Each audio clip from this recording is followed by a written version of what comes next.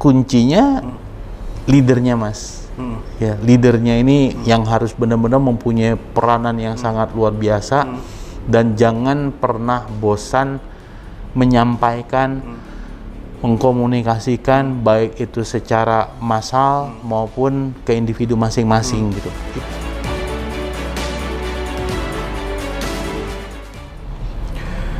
Apa kabar para leader? Semoga selalu sehat dan semakin sukses mulia.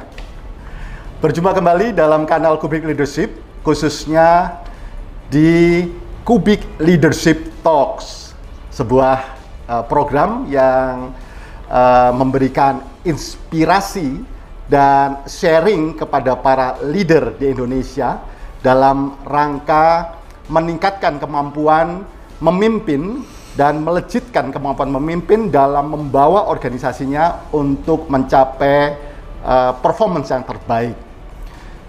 Para leader, Kubik selalu menginginkan untuk berbagi dan menginspirasi dan menemui beberapa pemimpin-pemimpin terbaik di Indonesia.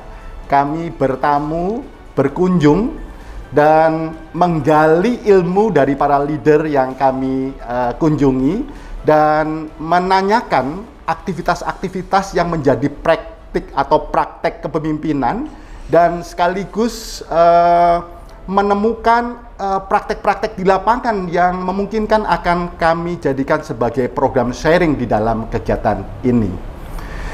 Inilah Leadership Talks.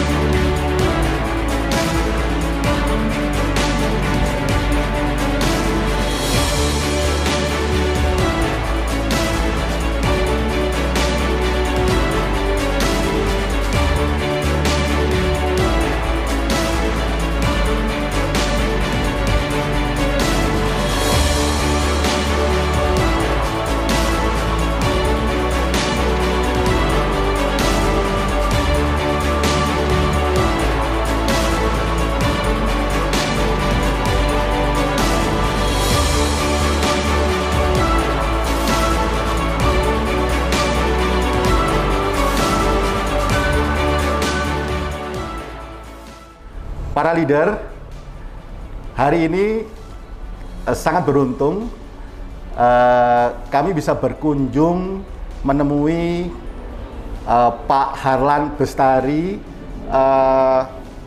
Senior Vice President dari Agricon Group, yang nanti kita akan berdiskusi dan menggali ilmu beliau serta kepemimpinan yang telah teruji di lapangan untuk menjadi bahan diskusi dan sharing. Dan pada kali ini topik yang akan kita diskusikan tentang bagaimana meningkatkan performance dan membawa sustainability dari sebuah organisasi dengan menerapkan kepemimpinan yang melayani. Untuk lebih jelasnya, kita akan lihat profil dari beliau.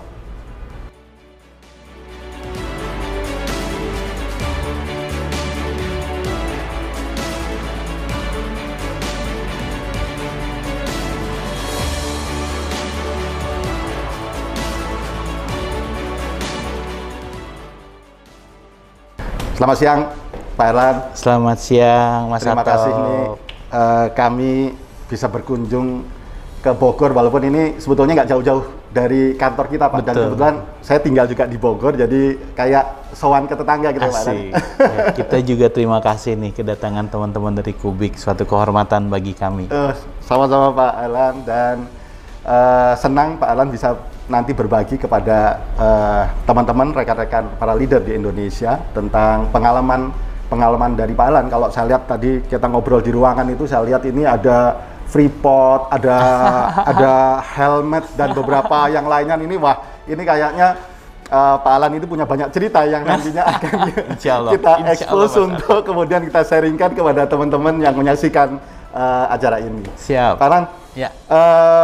Mungkin perlu cerita-cerita dikit kali Pak Harlan. seperti apa pengalaman dan tentunya cerita atau pengalaman menarik Pak pada saat Pak Alan memimpin Agricon ya, dan seperti apa Agricon untuk kemudian dikenal oleh teman-teman di acara ini. Terima kasih Mas Atok kesempatannya. Jadi kalau memang Agricon Group ini kan saya beserta kakak ya Mas Atok, Khairul Bengardi, yang memang harus melanjutkan tongkat kepemimpinan dari generasi pertama ke generasi kedua. Ya memang sebelumnya terus terang kami berdua nggak ada niat tuh Mas Atok. Nggak ada niat ya. Backgroundnya Khairul, kakak saya itu banking, dia di Citibank, lalu saya juga di hospitality, di hotel gitu kan ya. Tapi karena memang situasi almarhum memberikan amanah gitu kan. Nah mungkin pengalaman yang paling seru, yang paling kami ingat itu bagaimana kami harus mentransfer culture dan sistem yang digunakan di generasi pertama ke generasi kedua, Mas Atok. Gitu. Jadi itu hal yang menurut kami sangat-sangat menantang, karena kan biasanya kalau di publik gitu, enak udah dikasih perusahaan tinggal jalanin gitu kan ya. Nggak serta-merta ternyata Mas Atok gitu ya. Jadi memang apalagi kita ada men-switch dua mungkin yang memang pilar besarnya. Yang pertama adalah men-switch dari karakter bisnisnya itu sendiri. Dari Agricon generasi pertama itu perusahaan distribusi, kita alihkan menjadi perusahaan demand creation, menciptakan pasar. Nah yang kedua adalah yang tadi Mas Atok sudah sebutkan, bahwa yang tadinya perusahaan distribusi ini yang memang concernnya lebih ke arah di quality product dan lain-lain, kita merubah menjadi perusahaan yang memfokuskan kepada customer intimacy. Nah, jadi disitulah kenapa kami menyebutkan bahwa servant leadership, kepemimpinan yang melayani ini menjadi suatu kunci sukses melanggengkan proses. Karena memang alhamdulillah kami juga tahun lalu dinobatkan di salah satu majalah marketing di Indonesia ini sebagai perusahaan disebutnya company legend, karena kami bisa berhasil tetap sukses dari generasi pertama dan generasi kedua. Itu kami kalau nggak salah ranking 68 dari 75 company legend yang ada di Indonesia, Mas Atok. Itu membuktikan bahwa kan secara teori memang perusahaan keluarga itu bangkrutnya hampir 70% itu di generasi kedua. Kalau saya baca literaturnya. Jadi tantangannya ya Pak Alan ya. Iya, Mas Atok. Gimana membuktikan apa itu mitos gitu betul, ya. Betul, membuktikan mitos itu tidak benar gitu ya. Betul gitu. Jadi dua itu, jadi memang merubah konsep bisnis dari perusahaan distribusi ke free market dan juga demand creation, dan yang keduanya adalah sistem culture yang ada di perusahaan kita, Mas Atok. Menarik para leader. Agricon Group pun juga melakukan satu innovation transformasi gitu ya. Di mana organisasi bertransformasi untuk mencapai goals-nya. Dan saya masih ingat dengan konsep yang disampaikan oleh Stephen P. Robbins pada waktu organisasi bertransformasi, ada 4 hal yang itu menjadi satu pilar. Yang pertama adalah bagaimana membangun strategi, yang kedua adalah strategi itu kemudian disesuaikan dengan struktur yang tepat untuk mengeksekusi strategi itu, membangun budaya, dan terakhir adalah bagaimana sebuah konsep leadership itu diterapkan di dalam mendukung 3 hal itu. Nah ini menarik nih Pak Alan. Tadi Pak Alan menyampaikan bahwa transformasi dari pendiri dari generasi pertama dan sekarang generasi kedua yang dipimpin oleh Pak Alan. Dan tentunya ada perubahan-perubahan yang menyesuaikan dengan kondisi saat ini. Apalagi sekarang ini kondisi COVID ya Pak ya. Iya. COVID-19 ini merubah pola kerja, praktek manajemen, dan gaya kepemimpinan. Wah, nah, semuanya Mas. Semuanya gitu. Nah, tadi Pak Alan menyampaikan ada gaya kepemimpinan sebagai servant leadership gitu. Mungkin bisa diceritakan Pak Alan bagaimana servant leadership ini diterapkan oleh Pak Alan dan tentunya para leader di Agricon khususnya Pak.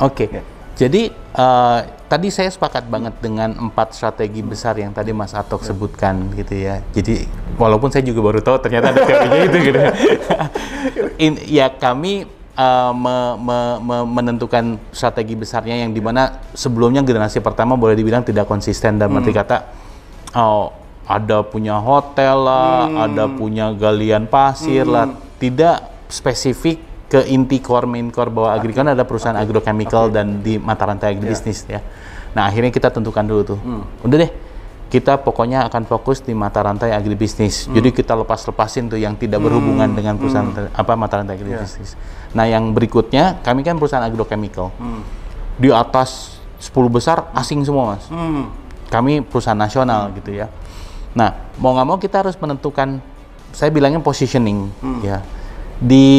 Ketika kita mau melawan perusahaan-perusahaan MNC ini ya dengan R&D-nya yang sedemikian besar biayanya mereka mampu, dengan kekuatan timnya yang luar biasa, kami nggak bisa ketika kita ngomong product excellence gitu ya.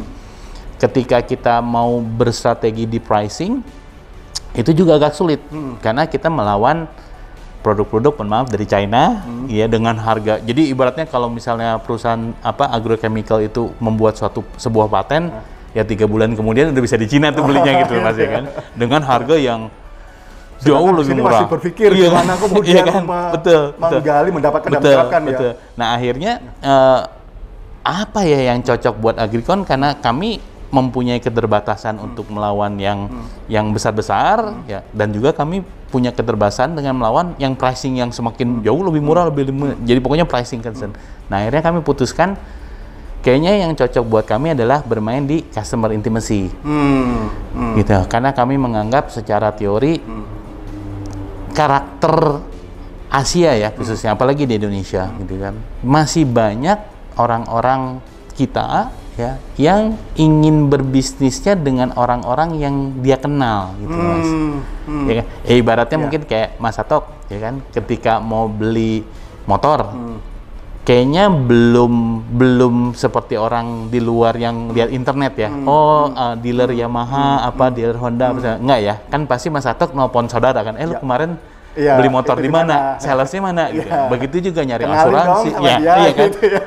Itu kan Mas konsep, dan itu masih sangat di Indonesia ini masih sangat kental ya, bahwa orang di sekeliling kita ini mau membeli produk, membeli jasa itu ke orang yang dikenalnya. Karena kedekatan dari person yang berinteraksi dengan mereka. Nah, dari situlah kita mengambil suatu kesimpulan bahwa ini nih yang harus kita kencingin, customer intimacy. Bagaimana orang-orang tim lapangan kita tadi menciptakan pasar ke para petani ya, dengan mendekatkan diri kepada mereka, dengan kulon uwon ke ketua adatnya, ke kepala desanya, ke stakeholdernya, mau ngambil rezeki di sini ya. Maksudnya, apalagi kita ya ini belajar juga dari Kubik tentang sukses mulia nih Mas Atok ya. Kita banyak belajar nih dari Kubik. Gitu. Kami mempunyai filosofi yang pertama itu untuk memuliakan Tuhan dalam apapun yang kita lakukan. Gitu. Lalu yang kedua, mengembangkan sumber daya manusia, dan yang ketiga selalu melakukan yang terbaik, dan yang terakhir mencari keuntungan bersama. Jadi agak dibilang nyeleneh. Dan ini jadi filosofi filosofinya Agricon Group. Lan, kok profit ditaruh di belakang?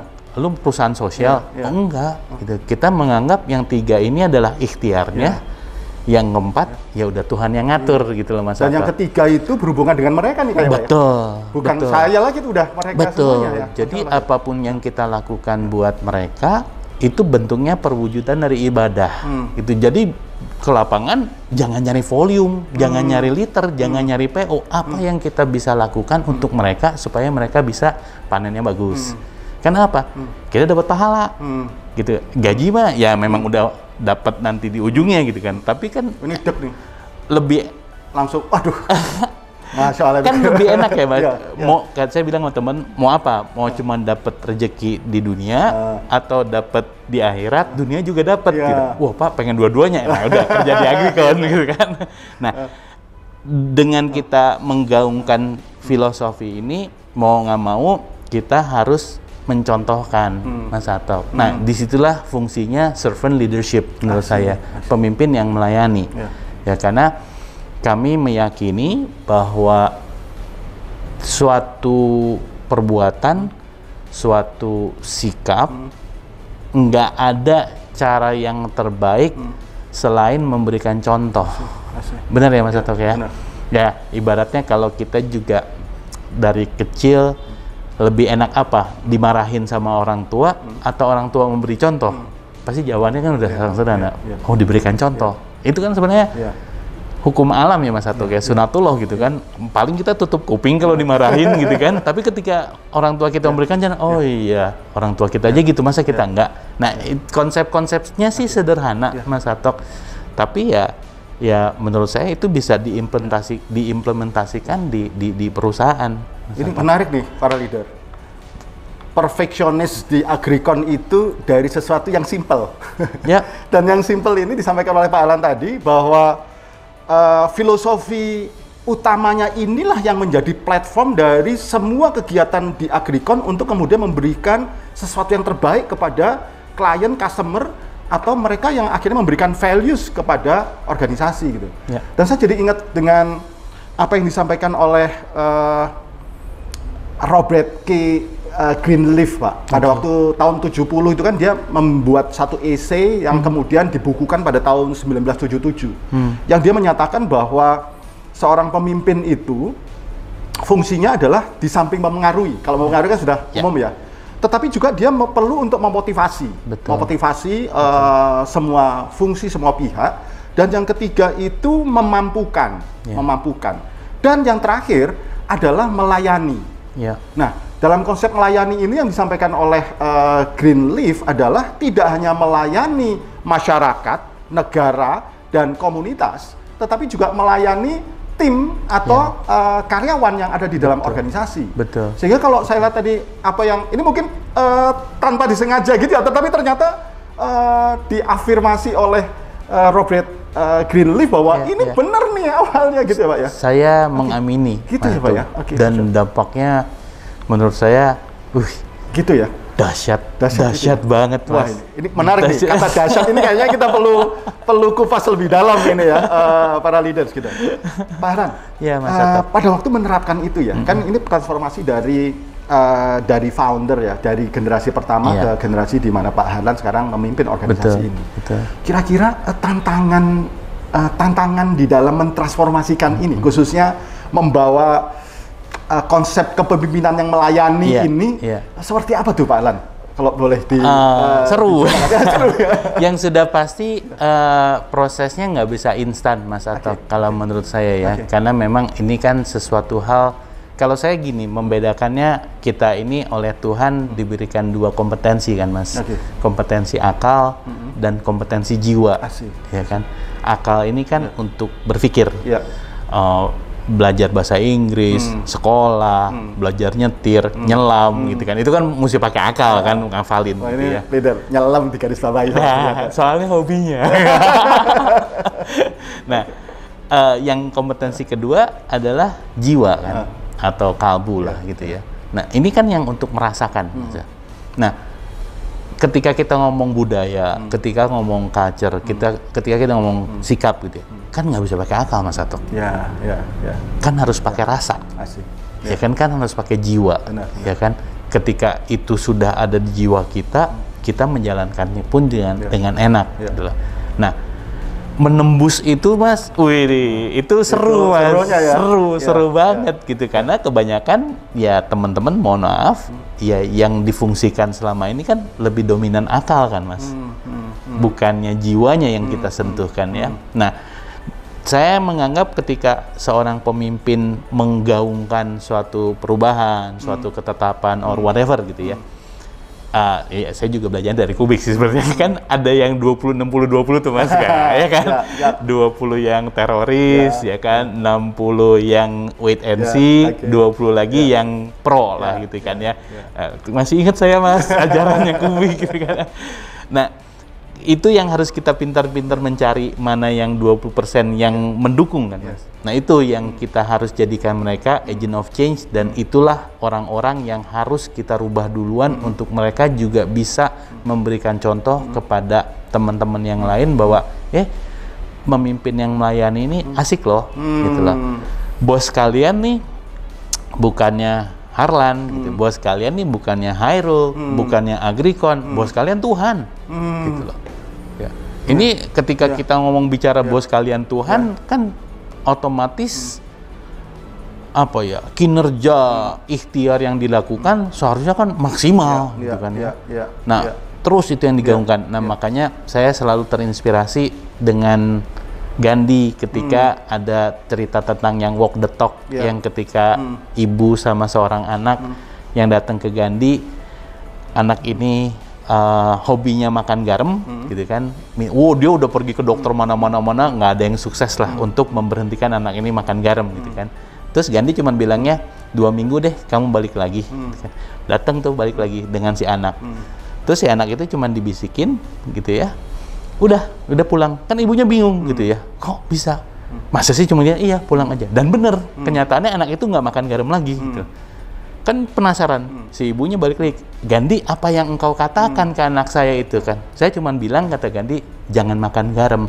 Tapi saya bilangnya itu setelah 2 minggu itu saya nggak makan garam. Gitu. Ngasih. Kan gila ya Mas, maksudnya harus mencontoh, Mas, harus memberikan contoh gitu ya. Jadi Gandhi itu 2 minggu nggak makan garam dulu, baru dia berani ngomong jangan makan garam. Nah, jadi itulah fungsi pemimpin. Jadi ibaratnya kalau misalnya kita mengharapkan teman-teman kita jangan datang terlambat, ya jangan datang juga jam 10 dong pemimpinnya. Ya kan, ya harus on time gitu ya. Terus kalau misalnya memang kita mengharapkan teman-teman kita sopan, berakhlak, mulia, gitu kan. Masa sih kita marah-marah, Mas? Gitu ya. Kan ya filosofinya jangan marah, lu sendiri marah gitu. Jadi simple sih Mas Atok. Nah, cuman memang kan konsistensi pemimpin-pemimpin ini yang menjadi public figure, yang menjadi panutan, itu kan harus mencerminkan karakter demikian. Ya. Dan itu kan nggak bisa dengan apa ya, tidak dari hati, karena kan kita harus sincere ya, benar-benar menjalankan benar-benar, karena kelihatan kok orang yang sincere sama enggaknya kan ketahuan ya, karena kita punya rasa dan lain-lain. Dari gesturnya, betul. Ini lipstick atau lipstick. Betul. Nah, tantangannya kalau menurut saya pribadi di situ Mas Atok, bagaimana kita menciptakan pemimpin-pemimpin yang bisa memberikan contoh kepada teman-teman untuk mengikuti bahwa culture agrikon bener loh, sesuai dengan filosofi. Nah, itu nggak bisa instan. Sunatullahnya menurut saya meyakini semuanya harus berproses.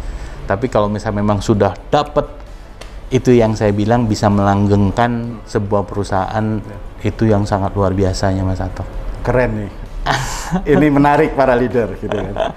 Jadi yang dimaksud tantangan Pak Harlan itu bukan tantangan dari tim atau teman-teman yang dipimpin di Agrikon oleh beliau, tetapi tantangan ini melihat pada dirinya beliau itu. Betul. Jadi tantangan itu adalah pada dirinya Pak Harlan itu kan, Masya Allah nih, lokus kontrolnya yang ada di dalam perspektifnya Pak Harlan itu bukan lokus kontrol eksternal yang untuk kemudian ditaklukkan, tetapi lokus kontrol internalnya Pak Harlan, bagaimana saya sebagai seorang leader itu lead by example dulu nih, kalau menurut beliau tuh mesti memberikan contoh dan role model, dan pada saat ini mampu saya lakukan, maka insya Allah semua tim itu akan menjalankan seperti yang apa yang diharapkan oleh Pak Harlan, gitu Pak.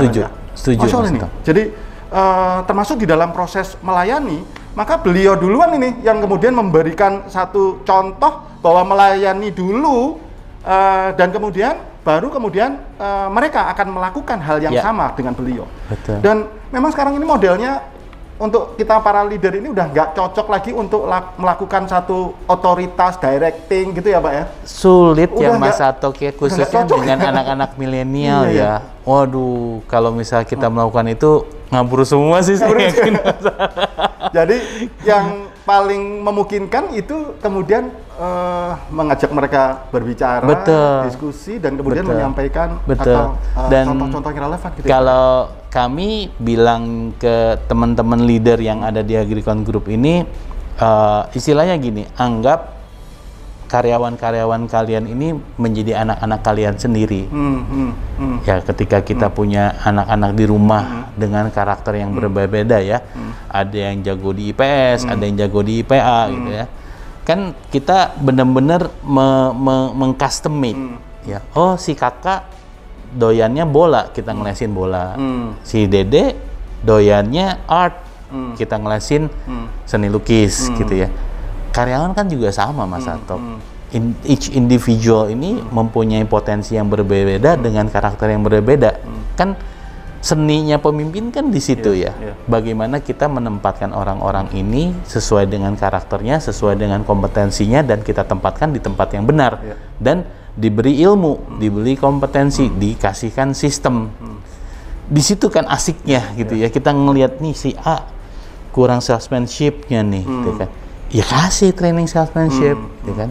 Oh, ini dia ngebaca financial report-nya kok masih belum bisa, ya dikasih lah finance for non-finance gitu kan. Jadi nggak bisa kita mengeneralisir training ini gitu. Makanya kenapa ya ini selalu mempromosikan Kubik, saya sukanya. Saya jujur kayaknya kami datang ke sini ini tepat banget Pak. Nggak dibayar loh Mas. Tapi benar kayak kami kan udah berkali-kali ya Mas mengundang teman-teman Kubik. Custom made itu yang canggih menurut saya, dan jarang ada konsultan, ada trainer yang bisa mampu untuk berbicara dulu, ini loh kita maunya ini, dan dikemas dengan sedemikian rupa sehingga message-nya tuh nyampe gitu Mas ya. Jadi asik sih Mas. Pak Alan, ya Mas Arta. Saya menggarisbawahi melayani ini kalau di Agricon itu dengan kata berbagi ya, membagi, memimpin, ngasih pemahaman tentang marketing, pemimpin ngasih pemahaman tentang bagaimana melayani. Jadi melayani ini dengan memberi gitu ya. Ya, salah satunya. Dan yang paling penting kan saya kebetulan meyakini Islam sebagai keyakinan saya gitu kan. Saya mualaf. Jadi saya menganggap benar-benar ujung-ujungnya apapun juga yang kau lakukan, ujungnya kan niat ya Mas. Itu kan cerminan dari keyakinan itu ya. Jadi ada keasikan ketika kita niatnya beda, outcome-nya juga pasti beda. Jadi contohnya gini, sistem. Ketika kita membangun sistem, kebanyakan kalau perusahaan, kebanyakan manajemen kan untuk mengontrol supaya tidak terjadi kerugian. Bener nggak Mas? Mayoritas pasti kan niatnya itu. Saya rubah. Saya buat sistem bagaimana karyawan saya bisa kerja lebih mudah. Hanya merubah niat sedikit itu, ternyata strategi dan action plan-nya juga jauh Mas. Kita nggak ada rasa seujon, kita nggak ada rasa negative thinking. Toh yang nakal di sebuah perusahaan memang 90% kan enggak Mas Atok. Paling juga 1%, 2% dan segelintir orang. Tapi kenapa kita selalu punya mindset-nya gimana ya supaya teman-teman nggak korupsi? Gimana ya supaya begini? Gimana? Capek Mas. Tapi ketika kita switch aja niatnya, gimana ya supaya karyawan gue nih kerjanya nih enak, lebih cepat, lebih efektif, lebih produktif. Sistem SOP, prosedur udah dahsyat, dan itu apa? Karyawan lebih mudah menerimanya dibandingkan dengan tadi niat yang sudah berbeda gitu Mas Atok. Saya ngeliatnya gitu Mas Atok. Saya setuju. Jadi kalau kita ngomong tentang niat Pak, bahwa setiap niat dari seseorang itu kan selalu positif kan Pak? Betul. Niat seseorang itu kan selalu positif. Betul. Pada waktu seseorang mengetahui niat dari seseorang dan itu kita tahu bahwa itu positif, itu pasti akan terbangun trust ya Pak. Jadi ini yang kemudian terjadi di Agricon ya, dari niat-niat dari pemimpinnya yang kemudian diaplikasikan di dalam. Bahkan sampai urusan sebuah tindakan tertentu termasuk sistem tadi ya, itu diniatkan pada hal tertentu. Betul. Ya walaupun memang tetap ada reward dan punishment, tapi kita sangat transparan banget Mas Atok. Jadi PNL kita aja mungkin office boy dan operator pabrik tahu Mas. Kita buka. Dengan kita buka seperti itu, waduh dampaknya yang orang menganggapnya gila lu, gitu kan. Itu dapur perusahaan lu buka gitu kan ya. Bagi kita enggak, tapi ternyata sense of belonging-nya mereka itu malah lebih dahsyat. Ketika kita memang lagi untung, kita bagi-bagi sukanya. Ketika kita lagi rugi, kita bagi-bagi dukanya, dan mereka paham. Mereka dianggap sebagai family, bagian dari kita. Wah, dan dampaknya bagi kami pribadi, tidur tenang Mas Atok. Nggak ada kebohongan. Tidur tenang, tidur nikmat. Kenapa? Semua kita sampaikan dengan baik ke keluarga besar. Jadi asik. Gitu Mas Atok. Jadi dari servant leadership itu pada waktu diturunkan oleh Larry Spears, Pak. Itu ada beberapa hal yang disampaikan tadi. Salah satunya tadi itu keterbukaan. Di samping mendengarkan mereka, kemudian empati.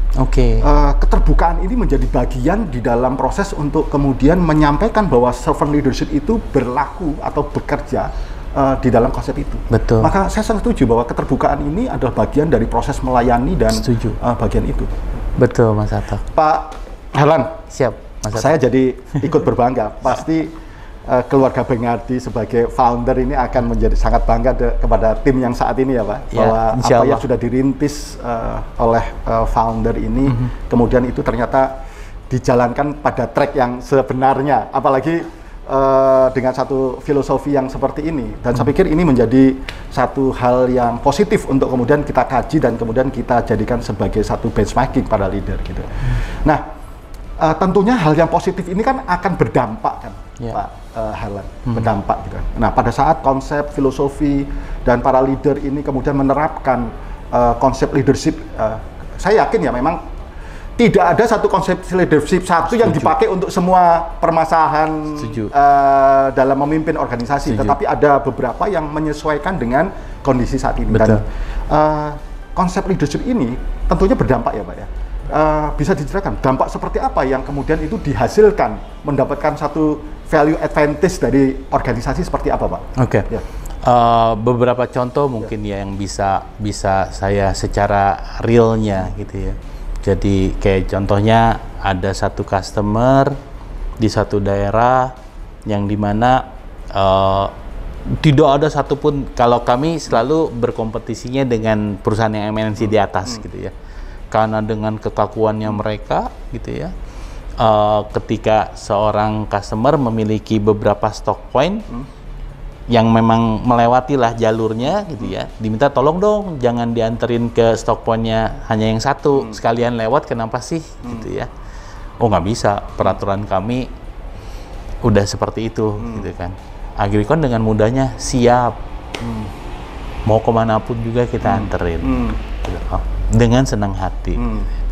Lalu ketika misalnya kadang-kadang ada distributor-distributor kita yang bermasalah dengan hukum, dengan misalnya ada expired label dan lain-lain, mana ada perusahaan yang berani untuk ikut membantu. Polosinya kami nggak bisa kan, begitu barang diterima udah menjadi tanggung jawabnya mereka gitu kan. Kita pengacara kita turunin SLA gitu. Iya kan, pengacara kita turunin gitu untuk membantu sampai gimana pun juga kita akan bantu gitu ya.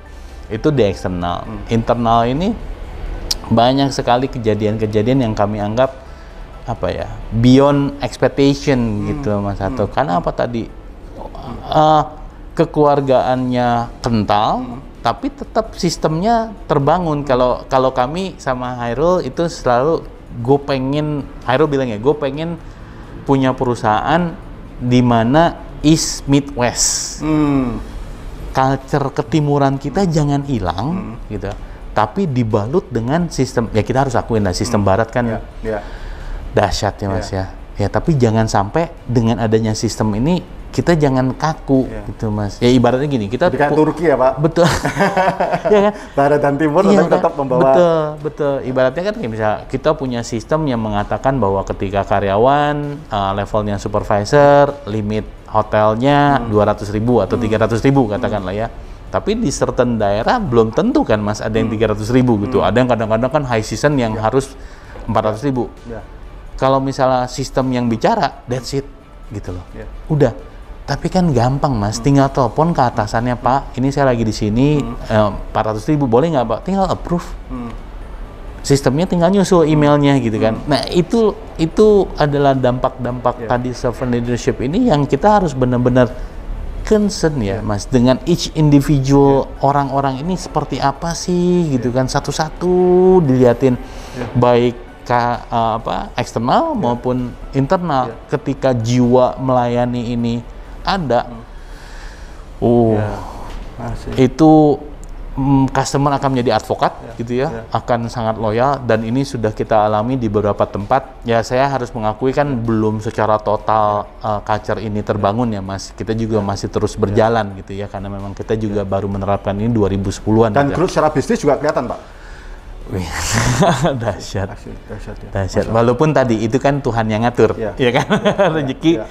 Tapi ya selama kita menjalankan yang 1, 2, 3 ini, ya tadi jiwa kita tuh asik aja gitu Mas Ato. Menarik para leader. Tapi kita akan lanjutkan diskusi dan dialog dengan Pak Harlan setelah ini.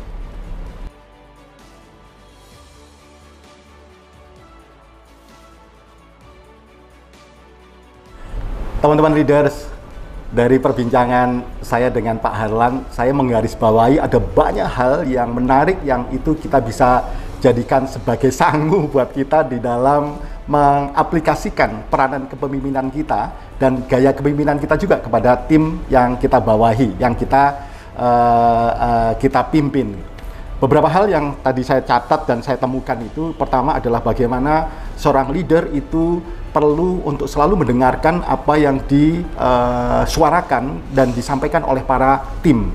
Kemudian empati, teman-teman leader di Agricon selalu menempatkan dirinya untuk bagaimana menjadi mereka gitu kan.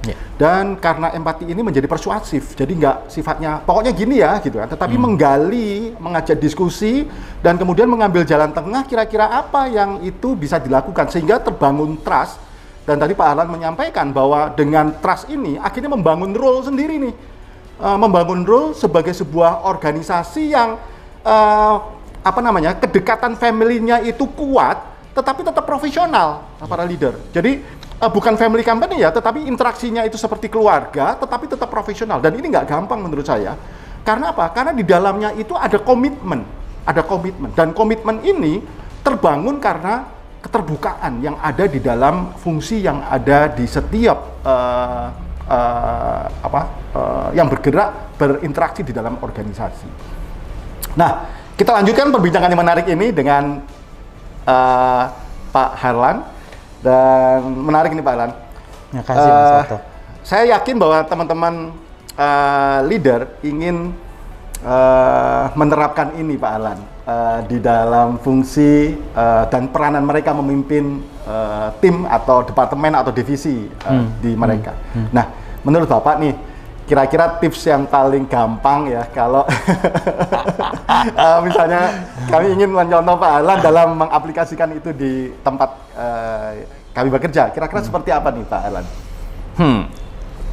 Kalau tipsnya kayaknya nggak ada yang gampang untuk menerapkan. Yang pasti menantang Mas Ato. Saya meyakini leadership style ataupun apapun yang dipilih oleh sebuah perusahaan kan nggak ada yang salah, nggak ada yang benar ya Mas Atok ya. Tinggal bagaimana, tadi saya setuju banget sama yang dikatakan sama Mas Atok, butuh komitmen dari pemimpin tertingginya. Itu kunci yang paling utama. Pemimpin tertingginya udah punya goals dan itu harus berhasil dijewantahkan kepada timnya dan harus juga dibangun sistemnya sesuai dengan apa yang diinginkan oleh pemimpin tertinggi tersebut gitu ya. Karena kalau kita bicara leadership style, mafia leadership aja kan buktinya sukses ratusan tahun, bener nggak Mas Atok ya? Yakuza, apapun itu juga kuncinya leadernya Mas. Ya, leadernya ini yang harus benar-benar mempunyai peranan yang sangat luar biasa. Dan jangan pernah bosan menyampaikan, mengkomunikasikan baik itu secara massal maupun ke individu masing-masing gitu. Itu yang kami lakukan terus tuh Mas Atok, baik saya dengan kakak ya Hairul, ketika kita kunjungan ke lapangan, ini loh kami mau customer intimacy loh, customer intimacy-nya seperti ini gitu ya. Lalu sikap kita kan dilihat ya, every minute, every second kan benar-benar diperhatikan. Bener nggak nih bos gue apa sesuai nggak dengan apa yang itu kan Mas, mau dimanapun juga karyawan kita pasti akan pasti salah ucap nih, pasti salah tindak gitu. Jadi kita harus benar-benar berperan, berkarakter untuk menjadi apa yang tadi kita komitkan. Nah makanya kenapa susah kalau kita punya karakternya berpura-pura, itu susah, akan susah ya. Susah, pasti akan slip. pasti along the way seiring berjalan pasti akan slip. Ya, jadi memang ya saya juga sepakat tadi dengan Mas Ato, harus self evaluation dulu, harus bercermin ke diri dulu sendiri, sanggup nggak saya menggunakan servant leadership ini gitu loh. Itu dulu yang paling utama. Kalau nggak sanggup jangan, karena tadi soon or later sepandai-pandainya tupai meluncat kan pasti jatuh. Jadi kalau saya tangkap ini bukan sepandai-pandai tupai meloncat. Gimana filosofi Gandhi ini menancap banget di Pak Harlan itu tentang saya tidak makan garam itu setelah 2 minggu ya kan. Minggu.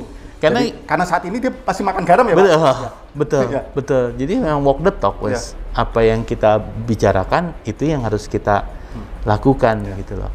Nah, pakem girohnya itu harus dimiliki tuh oleh pemimpin-pemimpin yang memang ingin menggunakan servant leadership ini gitu loh.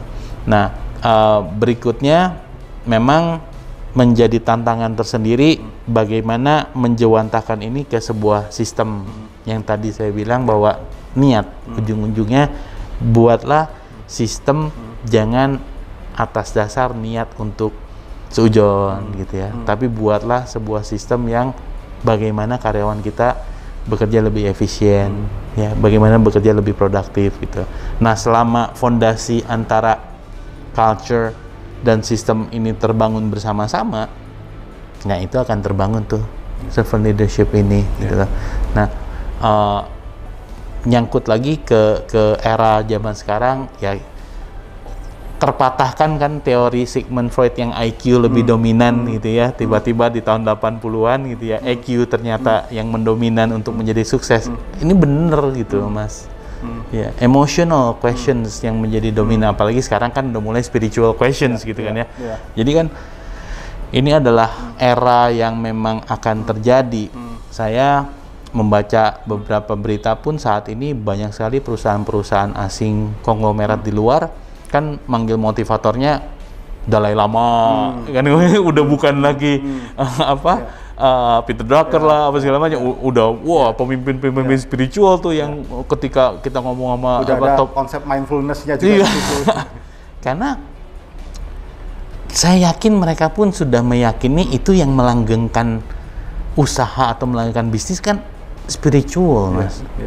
Iya kan? Kita ternyata hidup tanpa koridor itu kita anggap dulunya itu mungkin bebas, gue bisa double book teks dan lain-lain.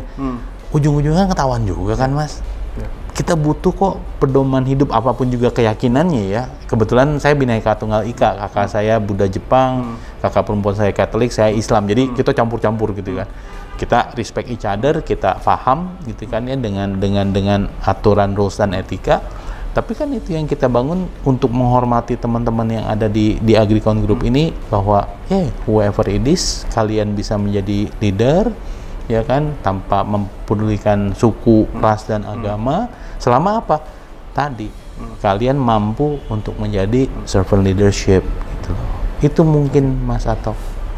Menarik para leader. Kalau saya boleh men-summary dari apa yang disampaikan oleh Pak Harlan itu, hal yang perlu dilakukan oleh teman-teman leader dalam mempraktekkan gaya kepemimpinan seperti yang disampaikan oleh beliau itu, yang pertama adalah memulai dari niat yang positif, dan niat itu dibakukan di dalam perasaan dan perilaku dan komitmen dari semua leader, bahwa apa yang ada di dalam niat dan pikiran itu perlu untuk kemudian dijadikan sebagai perilaku yang standar untuk menjadi contoh, dan itu adalah bagian dari kewajiban para leader.